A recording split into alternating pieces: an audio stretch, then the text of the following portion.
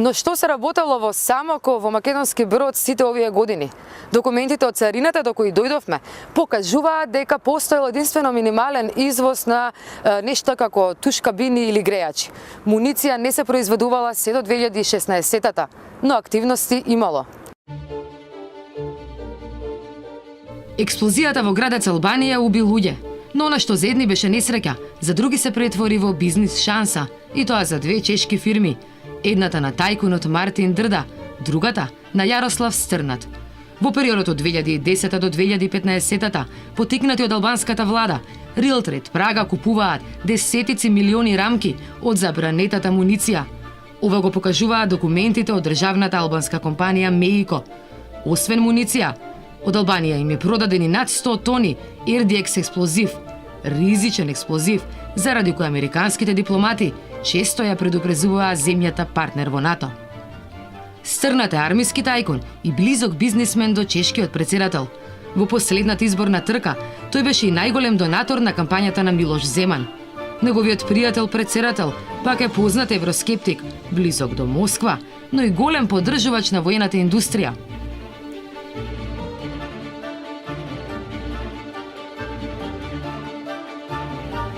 Македонски политичар инволвиран во лобирањето на сделката при продажбата на фабриката во Самоков, а кој не сакаше да го открие својот идентитет, тврди дека за чешките бизнисмени единствено било важно да се добие лиценцата.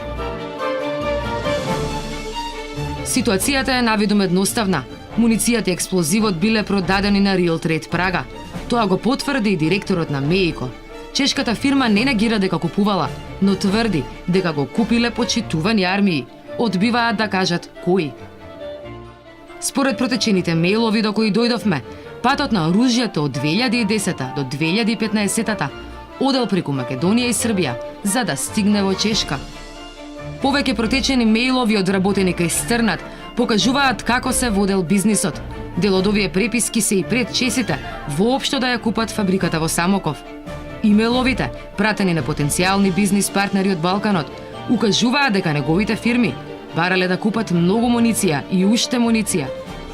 Се бараат 100 милиони парчиња од опасната 762 39 мм.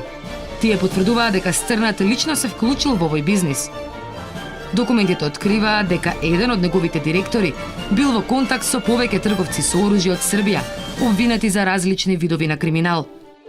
Во март 2010, според имејлот од друг директор на Real Trade Прага, Петар Русек, до македонскиот бизнис партнер, насловен како строго доверливо, Русек открива контакти за купување на кинеската муниција од Меико.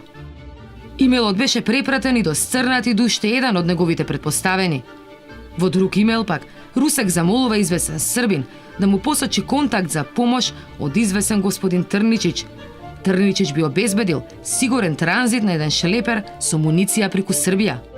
Овој имејл покажува дека транзитот преку Македонија и Унгарија веќе е договорен и ја потврдува рутата на движење која се појавува во документите од Меико. Шлеперот би требало да биде првиот од многуте, пишува Русек. Во меловите се бара помош и од Петар Црногорец, озогласен трговец со оружје и директор на ЦРП Импекс, кој се сомничеше за сделки со сириските бунтовници. Вработени во Самоков кои сакаат да останат анонимни, потврдуваат дека во Сумбро производство речиси и нема.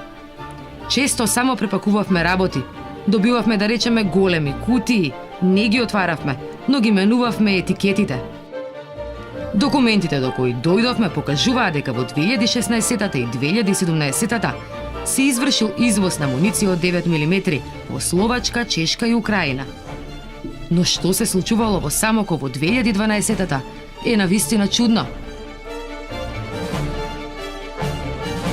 Додека Сумбро извезувало туш-кабини, фирмата мајка Real Trade Прага во 2010, 2011 и 2012 низ Македонија транзитирала со оружје од опасната муниција.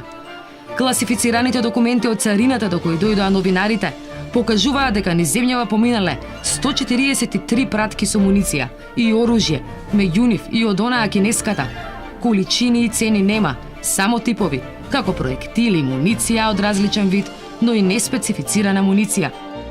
Во меловите кои протекоа, Логистика на чесите биле вработени во Министерството за одбрана, вработени во Сувенир и лица со длабоки контакти во политичкиот живот во Македонија.